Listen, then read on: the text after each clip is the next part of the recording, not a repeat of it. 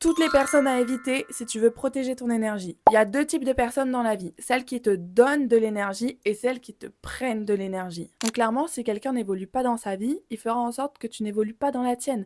Il va te tirer vers le bas avec lui. Donc éloigne-toi de ce genre de personne. Si quelqu'un se place constamment en position de victime, il fera toujours en sorte que la faute retombe sur toi. L'intelligence émotionnelle, c'est un des critères clés pour des relations saines, donc fais en sorte de t'entourer de personnes qui savent se remettre en question quand c'est nécessaire. Si quelqu'un critique ses potes devant toi, sois pas étonné qu'il casse du sucre sur ton dos. Fais attention à qui tu te confies parce qu'il y a plein de petites commères qui attendent juste que tu leur racontes tes potins pour aller envoyer des rumeurs à tout bout de champ. Si quelqu'un se déteste intérieurement, il va te détester et faire en sorte que toi tu te détestes et que les autres même te détestent. Rien de pire qu'une personne qui n'a pas confiance en elle et qui donc te jalouse. Ton succès, ça va la ramener à sa médiocrité.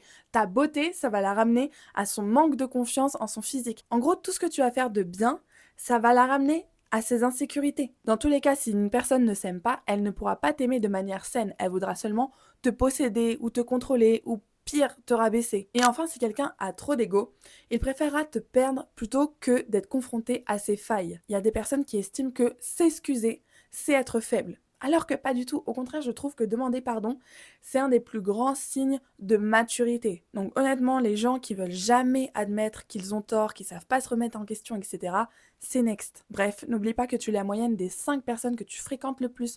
Donc fais attention à avoir un entourage de qualité. Et qualité ne veut pas forcément dire quantité.